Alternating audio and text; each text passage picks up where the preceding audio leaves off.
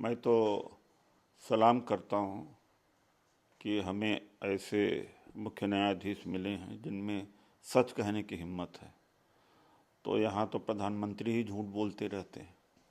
जब प्रधानमंत्री झूठ बोलते हैं तो जो मेन स्ट्रीम की मीडिया झूठ बोलने लगती है। और फिर बीजेपी की आईटी सेल है, झूठ के बल पर तो सत्ता प्राप्त किया 2014 में, 2019 में। झूठ के बल पर तो कम्युनलाइज कर रखा है पूरे समाज को, और उसी की वजह से जीत भी रहे हैं। तो जो चीफ जस्टिस ने कहा, बिल्कुल मैं सहमत हूँ। I am in agreement with him that truth has become a victim. Truth is suffering. Truth is a sufferist. Sir Rahul Gandhi ने जो बयान दिया, कैम्ब्रिज में स्पीच दी, उसके बाद लगातार तमाम बीजेपी के नेता उनके निशाने पर हैं। राहुल गांधी और रविशंकर प्रसाद कह रहे हैं ये राहुल गांधी की आदत बन गई है विदेशी धरती पर जो है भारत का अपमान करना। और हेमंता बिस्वा शर्मा कह रहे हैं ये डेनिग्रेट कर रहा है राहुल गांधी का बयान। ये पूरी उनके इस बयान से साबित होता है जो उन्होंने बाहर कहा। राहुल गांधी ने यही भी कहा था कि जब वो गए तो जम्मू कश्मीर को उन्हें लगा कि वो शायद परेशानी में पड़ने वाले हैं, उनको मार डालेंगे जो हैं आतंकी, बट उन्होंने कुछ नहीं किया। यही ताकत है सुनने की, यही ताकत है कि जब आप लोगों को सुनते हैं तो वो इस बात से दर्शाती है। देखिए, ऐसा है कि राहुल गांधी जी ने जो कैम्ब्रिज यूनिवर्सिटी के स्टेडियम में बोला या हॉल में बोला, पहले से ही दुनिया को पता था। पेगासस का दुरुपयोग दुनिया के तमाम देशों में हुआ तो कोई नई बात नहीं बनी। दूसरी बात है कि आतंकवादी गतिविधियों के बारे में किसी से कोई छुपा नहीं हुआ। तीसरी बात है कि लाखों की भीड़ में जब उनको रिसीव किया बरेली में, कश्मीर में, जम्मू में, तो हर तरह के लोग आते हैं। तो बात तो सही किया कि उनकी बात सुनने से फ़र्क तो पड़ता ही है। और चौथी बात है कि अपमान अगर देश का सबसे ज़्यादा किया तो हेमंत बिस्वा शर्मा जी अपने प्रधानमंत्री को समझा दें कि वो जाकर के विदेश की धरती पर कहते हैं कि मुझे शर्म आती है भारत में मैं पैदा हुआ, और कांग्रेस के बारे में आलोचना करते हैं वहाँ पर जाकर के। जो चीज़ नहीं पता है दुनिया को उसको बताते हैं। तो अपमान तो हमारे मोदी जी करते हैं, डेनिग्रेट हमारे मोदी जी करते हैं। राहुल जी ने वही कहा जो डेमोक्रेसी के लिए ज़रूरी है। जो वर्ल्ड ग्लोबल लेवल पर जो चीज़ें हो रही हैं उसको भी उसी में संबोधित किया।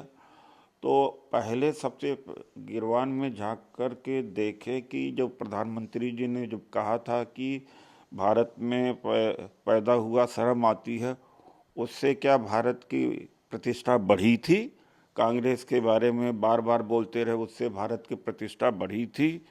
इनको समझ में नहीं आता कि प्रतिष्ठा क्या है और अपमान क्या है। सर चीन को लेकर लगातार कांग्रेस पार्टी जो है सरकार को घेर रही है। कल भी पवन खेड़ा ने प्रेस कॉन्फ्रेंस करके कहा कि तंज भी कसा कि ये प्यार ना होगा कम, जिनपिंग तेरी कसम कितने ही कर ले सितम। चीन को लेकर जो बार बार कहा जा रहा है कि चीन के विदेश मंत्री जब आए तो कांग्रेस के अग्रिम संगठन जो हैं महिला कांग्रेस, यूथ कांग्रेस प्रदर्शन भी किया और मांग ये कर रहे हैं कि बात होनी चाहिए। जो क्वाड हो रहा है उसमें भी भारत बात रखे चीन के सामने, और चीन से बात क्यों कर रहा है। वही तो कह रहा हूँ कि इससे अच्छा कोई मौका नहीं था। जब चीन के विदेश मंत्री यहाँ आए थे तो लाल लाल आँख दिखाते कि अरुणाचल में हम गांव बसा दिए, और लद्दाख में, प्यांगोंग में, तमाम जगहों पर हमारी ज़मीन को घेर रखा है। तो इससे अच्छा कब मौका मिलेगा इनको लाल लाल आँख दिखाने का, जब चीन के विदेश मंत्री दिल्ली में थे तो क्यों नहीं ये बोले? कम से कम कह तो देते कि हमारे साथ में ऐसा हो रहा है। इतनी भी हिम्मत नहीं है इनको। और प्रधानमंत्री जी को तो हिम्मत ही नहीं है कि चीन का नाम भी ले लें। अरे एक बार चीन का नाम ले लीजिए, चाहे भले आप आलोचना न करिए, एक बार जुबान पर नाम तो ले लीजिए, इतनी हिम्मत तो करिए। चीन का नाम ही नहीं लेते, थर्राते हैं इस देश के प्रधानमंत्री। सर, कर्नाटक के अंदर बीजेपी के एक विधायक हैं, उनका बेटा 40 लाख की रिश्वत लेते पकड़ा गया, रिकवरी हुई लोकायुक्त से तकरीबन 6 करोड़ रुपए की रिकवरी हुई है। वहीं अमित शाह जी गृह मंत्री जो हैं वो भी दौरे पर है कर्नाटक के। वो कह रहे हैं कांग्रेस परिवारवादी की कांग्रेस और जेडीएस परिवारवाद की पार्टी है।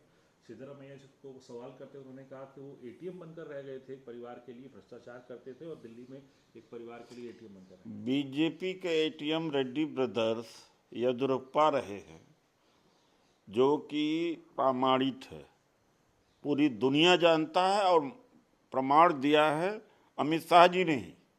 अमित शाह जी ने खुद ही कहा है कि येदियुरप्पा बीजेपी के एटीएम है। भ्रष्ट बताया तो भ्रष्टाचार किया तो पैसा यहाँ आया। अब जब एमएलए का बेटा तमाम बोर्ड पर है और 40 लाख रुपया की रिश्वत लेते पकड़ा भी गया, 6 करोड़ शायद रिकवरी हुई, घर से भी हुई है, तो अपने गिरवान में झांक करके देखें। ये जो एमएलए का पुत्र ने ऐसा किया तो ये परिवारवाद नहीं है। इनके जो बेटे बैठे हुए हैं बीसीसीआई के सचिव सेक्रेटरी बन करके, उससे भी कोई बड़ा परिवारवाद हो सकता है? अरे अपने गिरवान में झांक करके देखें। और जिस येदियुरप्पा जी के बारे में इन्होंने कहा था अमित शाह ने कि महाभ्रष्ट, और उन्हीं येदियुरप्पा जी के साथ में 2-3 दिन पहले खड़े मिले, तो इनके कथनी और करनी में इतना फर्क है कि इतना शायद कोई कर ही नहीं सकता, सोच ही नहीं सकता, क्योंकि इनमें कोई नैतिकता है ही नहीं। नमस्कार, मैं हूं मानक गुप्ता। अगर आपको हमारा ये वीडियो पसंद आया हो तो इसे लाइक और शेयर जरूर करें, और हां, हमें सब्सक्राइब और फॉलो करना ना भूलें ताकि आप देश और दुनिया की कोई खबर मिस ना करें। तो जुड़े रहिए हमारे साथ और देखते रहिए News 24।